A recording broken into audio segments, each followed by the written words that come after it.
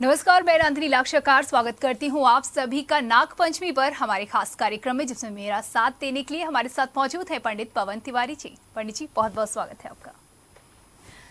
तो सावन के महीने में पड़ता है नाग पंचमी का त्योहार, और नाग पंचमी के इस त्योहार पर हम अक्सर काल सर्प दोष को के निवारण को लेकर के पूजा और अर्चना करते हैं। आपको काल सर्प दोष है, इनसे आपको उपाय, तमाम तरीके के उपाय हैं, बचा सकते हैं। हमें जानना जरूरी है कि आखिर क्या होता है काल सर्प दोष, अगर है तो क्या हम उससे ग्रसित हैं कि नहीं, और अगर हैं तो फिर कौन से हैं वो उपाय जिससे हम इनसे बच सकते हैं। पंडित जी। नंदिनी जी, बहुत अच्छा और सामयिक प्रश्न है आपका जी।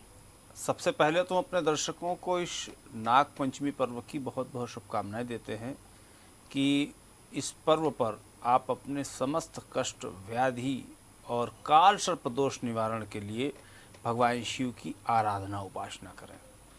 जैसे कि आपने काल सर्प दोष का जिक्र किया, तो जिन व्यक्तियों की जन्म पत्रिका में काल सर्प दोष हो या जिनके हाथ से जाने और अनजाने में कहीं सर्प की हत्या हुई हो या सर्प को मारा हो जी। ऐसे जातकों के जीवन में बहुत अधिक उतार चढ़ाव आते हैं।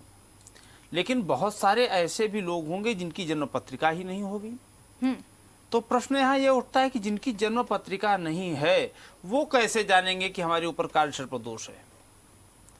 तो आज हम उन्हीं के बारे में बताएंगे कि जिनकी जन्म पत्रिका नहीं है और उन पर काल सर्प दोष हो तो वो कैसे पहचाने। कुछ निम्नलिखित समस्याएं हैं, कुछ उल्लिखित समस्याएं जो भी आपको हम बताएंगे। अगर उनमें से कोई एक भी समस्या आपसे मिलती जुलती हो या उस समस्या से आप ग्रसित हों तो आप ये जान लें कि आप काल सर्प दोष से पीड़ित हैं और आप नागपंचमी के दिन उपाय जरूर करें। सबसे पहले जानेंगे कि जिनकी कुंडली नहीं है उन पर काल सर्प दोष को कैसे होता है।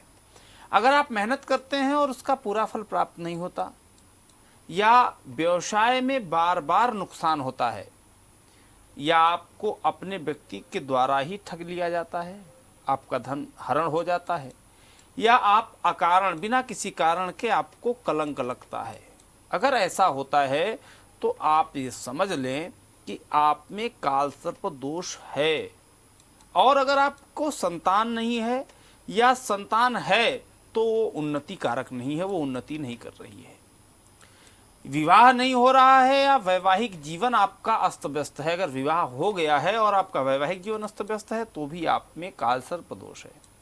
आपका स्वास्थ्य अगर खराब है, बार बार आपको चोट लग रही है, दुर्घटनाएं हो रही हैं, तो भी आपके ऊपर काल सर्प दोष का प्रभाव है।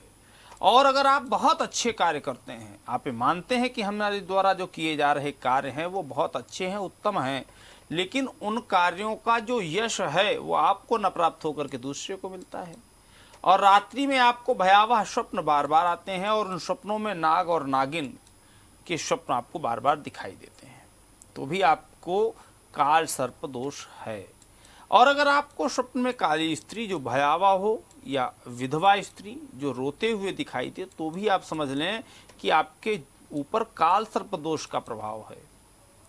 स्वप्न में अगर आप मृत व्यक्ति आपसे कुछ मांगता हो, किसी की विवाह की बारात दिखाई दे, या जल में आप डूब रहे हों, या मुंडन होता दिखाई दे, या आपके अंगहीन यानी अंग कट रहे हों, अंगहीन होते दिखाई पड़े, तो भी आप ये समझ लें कि आप में काल सर्प दोष है।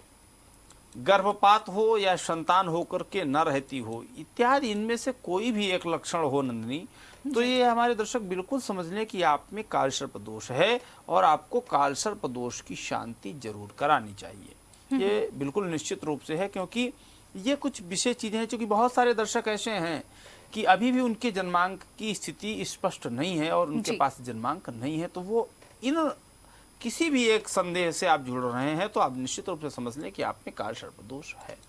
जी, तो ये तमाम वो लक्षण हैं, ये तमाम घटनाएं हैं जो आपके जीवन में घटित होती हैं। इनसे हम जान सकते हैं कि क्या हम भी काल सर्प योग से ग्रसित हैं।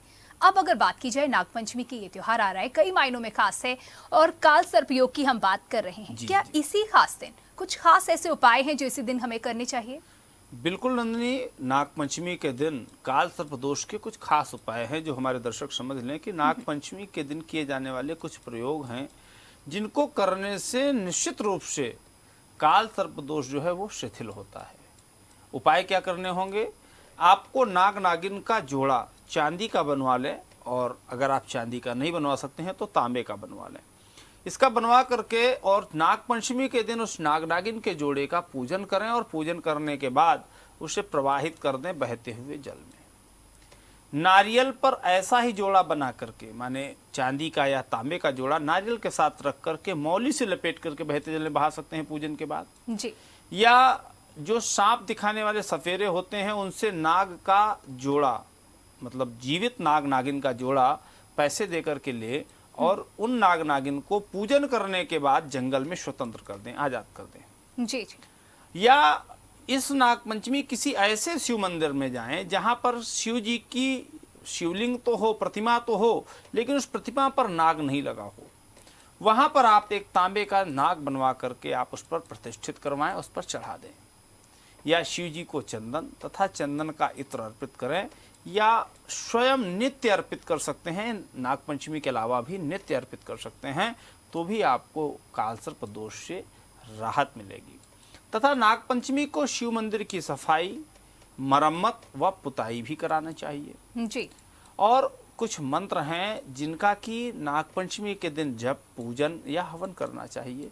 शिव पंचाक्षर स्तोत्र का पाठ करें, जो नागेंद्र हाराय त्रिलोचनाय भस्मांगरागाय महेश्वराय नित्याय शुद्धाय दिगंबराय तस्मै नकाराय नमः शिवाय, जो शिव पंचाक्षर स्तोत्र है इसका जप करें। और ओम नमः शिवाय मंत्र का भी जप कर सकते हैं। या एक मंत्र है ओम नाग देवताय नमः, या नाग पंचमी का जो मंत्र है ओम नागकुलाय विद्महे विषदंताय धीमहि तन्नो सर्पः प्रचोदयात्, इनका जप करवाएं या करें स्वयं, और इसके पश्चात हवन भी करें। वह शिव जी को विजया माने भांग, अकौड़ा, अकौड़े के पुष्प, धतूरे के पुष्प व धतूरे के फल अर्पित करें, और दूध से भगवान शिव का रुद्राभिषेक करवाएं।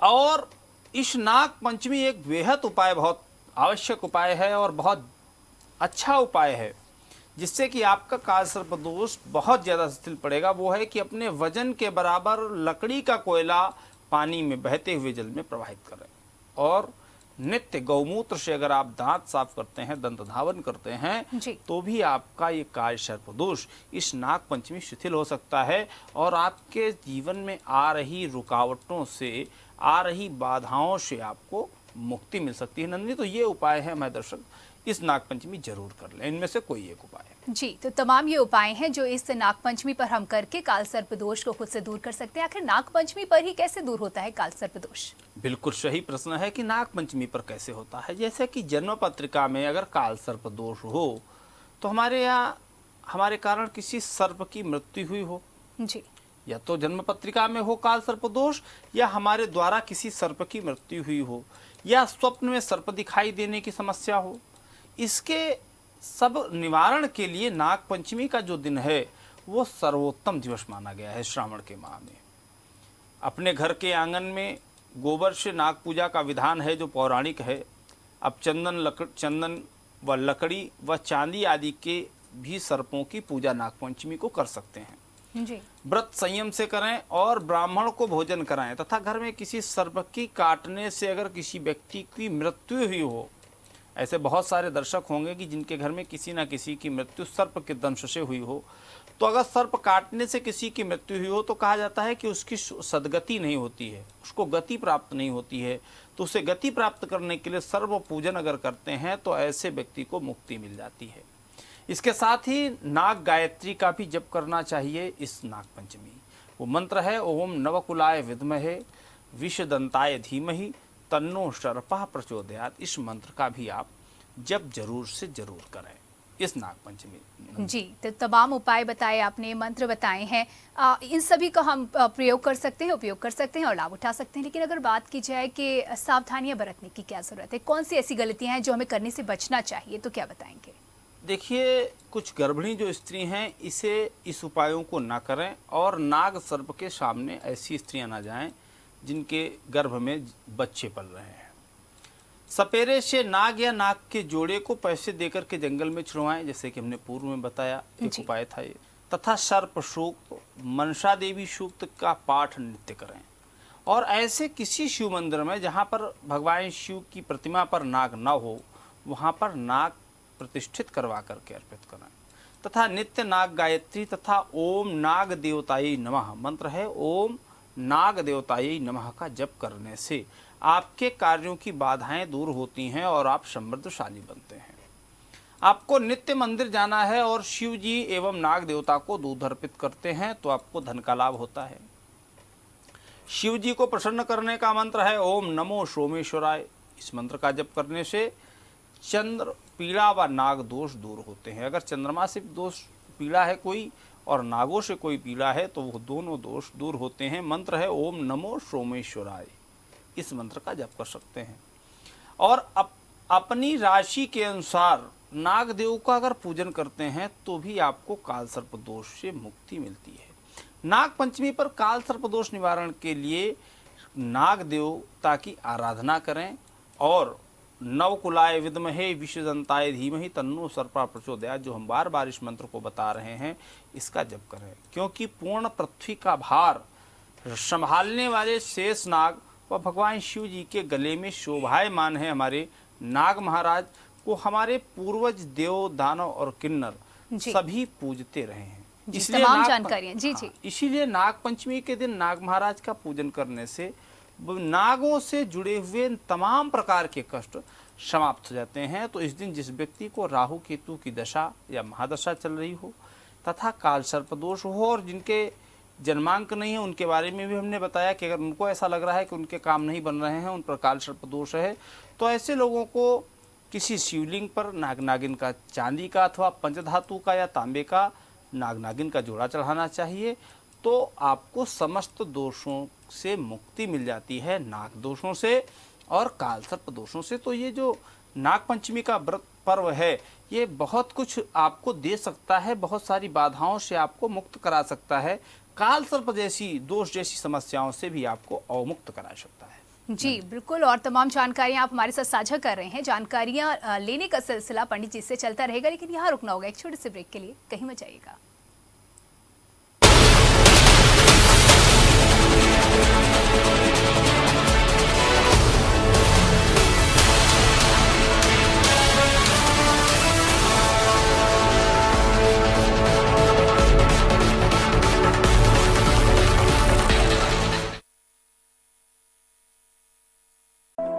Grand Keith Hotels. Comfort. Luxurious. Exclusive. Excellent rooms and suites with modern facilities. Banquet hall. Conference hall. Multi-cuisine restaurant.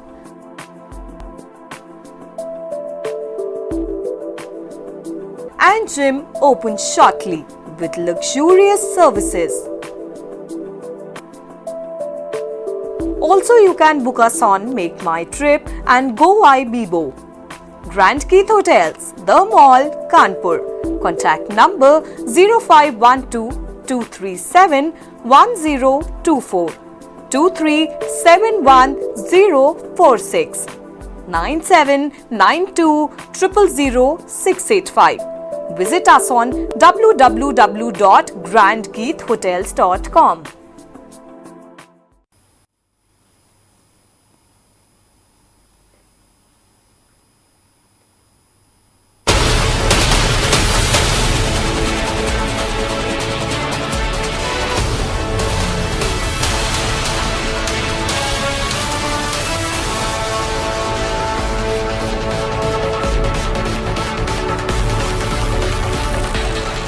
Break के बाद आप सभी का एक बार फिर स्वागत है। नागपंचमी विशेष कार्यक्रम में हम जान रहे हैं पंडित जी से काल सर्प योग जो बनता है, किस तरीके से इस दोष का हमें निवारण करना चाहिए। पंडित जी, आपने इसके पहले एक तमाम सावधानियां भी बताई कि सावधानियां बरतने की जरूरत होती है। इनके अलावा क्या राशि के अनुरूप भी अलग अलग तरीका है नाग देवता की पूजा करने का? जी जी, इस नाग पंचमी के इस पर्व पर अगर आप काल सर्प दोष से पीड़ित हैं और आप नाग देवता को प्रसन्न करना चाहते हैं और काल सर्प दोष से मुक्ति पाना चाहते हैं, तो हम प्रत्येक राशि के लिए एक छोटा सा मंत्र बताने वाले हैं। उस मंत्र को आप अपनी राशि के अनुसार ध्यान से सुने और हो सके तो उसे कहीं लिख लें।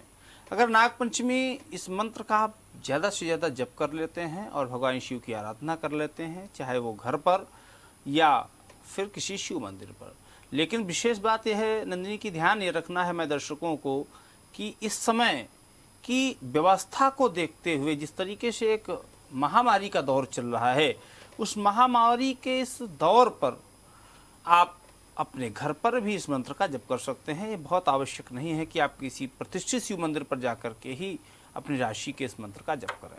तो सबसे पहले मेष राशि के जातकों को मंत्र जो जप करना है वो मंत्र है ओम वासुकेय नमः।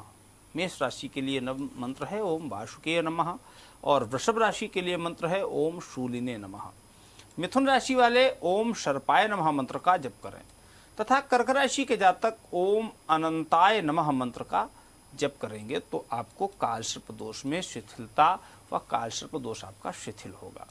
सिंह राशि के जातक ओम कर्कोटकाय नमः का मंत्र का जाप करें तथा कन्या राशि के जातक ओम कंबलाय नमः मंत्र का जप करें और तुला राशि के जातक ओम शंखपालाय नमः तथा वृश्चिक राशि के जातक ओम तक्षकाय नमः मंत्र का जप करें तथा धनु राशि के जातक ओम पृथ्वीधराय नमः और मकर राशि के जातक ओम नागाय नमः मंत्र का जप करें। कुंभ राशि के जातकों के लिए ओम कुलीशाय नमः मंत्र का जप करना होगा और मीन राशि के जातक अश्वतराय नमः मंत्र का जप करेंगे तो आपके कालसर्प दोष से जुड़े हुए जो भी बाधाएं आ रही हैं आपके जीवन में उनसे आपको निजात मिलेगी, मुक्ति मिलेगी। हाँ, विशेष बात यह है कि इस दिन भगवान शिव की आराधना अगर आप कर लेते हैं तो नागदेव प्रसन्न हो जाते हैं और आपकी सारी मनोकामनाएं शीघ्र पूर्ण करते हैं। तो विशेष है कि आप ध्यान रखें कि आप भगवान शिव की आराधना के साथ नाग को प्रसन्न करें तो आपके काल सर्प दोष की पीड़ा से आपको निजात मिलेगी। नंदिनी, ये हमारे दर्शक जरूर कर लें। जी, तो अब अगर आगे सवाल बढ़ाएं तो कब लगता है काल सर्प योग? इस पीड़ा से मुक्ति के लिए अब कौन सा मंत्र हमारे लिए सही होगा? हालांकि राशि के अनुरूप आपने बताया, लेकिन इसके अलावा अगर जानना चाहें तो क्या बताएंगे? बिल्कुल सही प्रश्न है। अगर ज्योतिष की बात करें तो बहुत सारे ज्योतिष ग्रंथों के बात करते हैं और बहुत सारे ज्योतिष ग्रंथों में इसका लेखा जोखा भी मिलता है, लिखा है, हम लोगों ने पढ़ा भी है। लेकिन महर्षि पाराशर और वाराह मिहिर के भी शास्त्रों को अगर देखें तो उसमें कालसर्प दोष का वर्णन मिलता है और ये ज्योतिषी के अनुसार हाँ, प्रत्येक व्यक्ति की कुंडली में ग्रह जब राहु और केतु के मध्य आ जाते हैं तो कालसर्प दोष लग जाता है। जिन्हें कालसर्प दोष होता है ऐसे लोगों को नागपंचमी के दिन अगर आप नाग पूजा व शिव पूजा करते हैं तो लाभ होता है और नागपंचमी के दिन नागदेव को सिर्फ दूध चढ़ाया जाता है। पिलाने से उन्हें कष्ट होता है लेकिन उन्हें दूध अर्पित जरूर करना चाहिए। नागदेव की आराधना से काल सर्प दोष से मुक्ति मिलती है और विशेष रूप से शिव मंदिर में अगर आप एक माला शिव गायत्री मंत्र का जप कर लें और चांदी, सोने या तांबे के नाग नागिन के जोड़े अगर भगवान शिव को अर्पित करेंगे तो आपको काल सर्प दोष से मुक्ति मिलेगी। तो इस नागपंचमी एक मंत्र शिव गायत्री मंत्र है, इसका जरूर से जरूर शिव मंदिर पर जप कर लें अगर आप काल सर्प दोष से पीड़ित हैं। मंत्र है ओम तत्पुरुषाय विद्महे महादेवाय धीमहि तन्नो रुद्रः प्रचोदयात्। है शिव गायत्री मंत्र, इसका जप जरूर कर लें।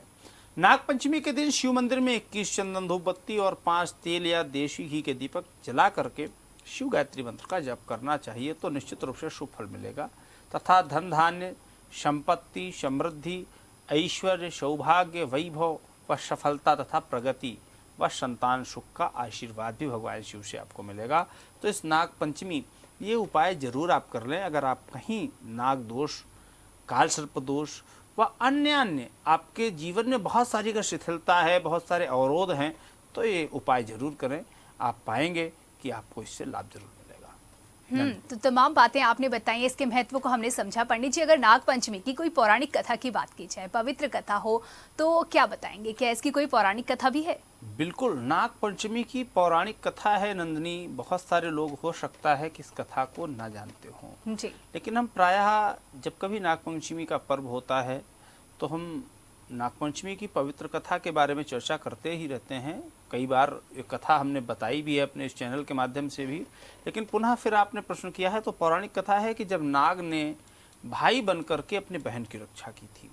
ये कथा ऐसे है कि प्राचीन समय में एक सेठ जी के 7 पुत्र थे और 7 के विवाह हो चुके थे और सबसे छोटे पुत्र की पत्नी श्रेष्ठ चरित्र, विदुषी और सुशील थी, परंतु उसके कोई भाई नहीं था।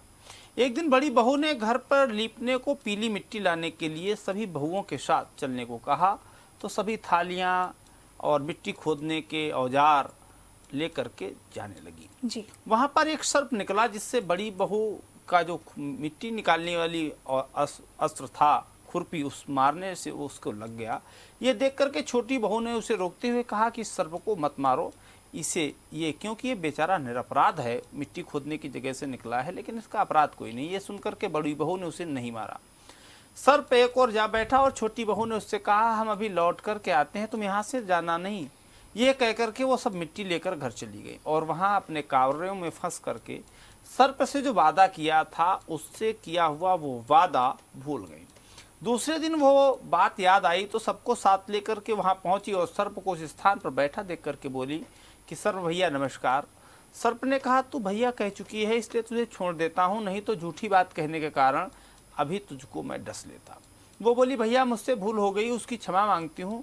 सर्प बोला अच्छा तू आज से मेरी बहन हुई और मैं तेरा भाई, तुझे जो कुछ मांगना है मुझसे मांग ले। वो बोली भैया मेरा कोई नहीं है, अच्छा हुआ जो तुमने मेरा भाई बना, मेरे भाई बन गए आप। उस दिन व्यतीत होने पर वो सर्प मनुष्य का रूप रख करके उसके घर आया और बोला कि मेरी बहन को भेज दो।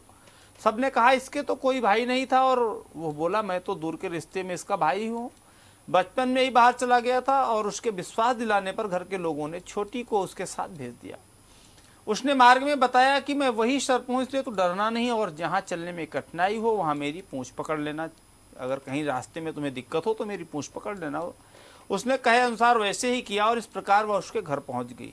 वहाँ के धन ऐश्वर्य को देख करके वो चकित हो गई और एक दिन सर्प की माता ने उससे कहा मैं एक काम से बाहर जा रही हूँ तो अपने भाई को ठंडा दूध पिला देना। उससे बात ध्यान न रही और उसने गर्म दूध भाई को पिला दिया, जिससे उसका मुंह बेहद तरह से जल गया। ये देखकर सर्प की माता बहुत क्रोधित हुई, परंतु सर्प के समझाने पर शांत हो गई। तो सर्प ने कहा कि बहन को अब उसके घर भेज देना चाहिए। तो सर्प और उसके पिता ने उसे बहुत सोना चांदी जवाहरात आभूषण आदि दे करके उसे उसके घर पहुंचा दिया।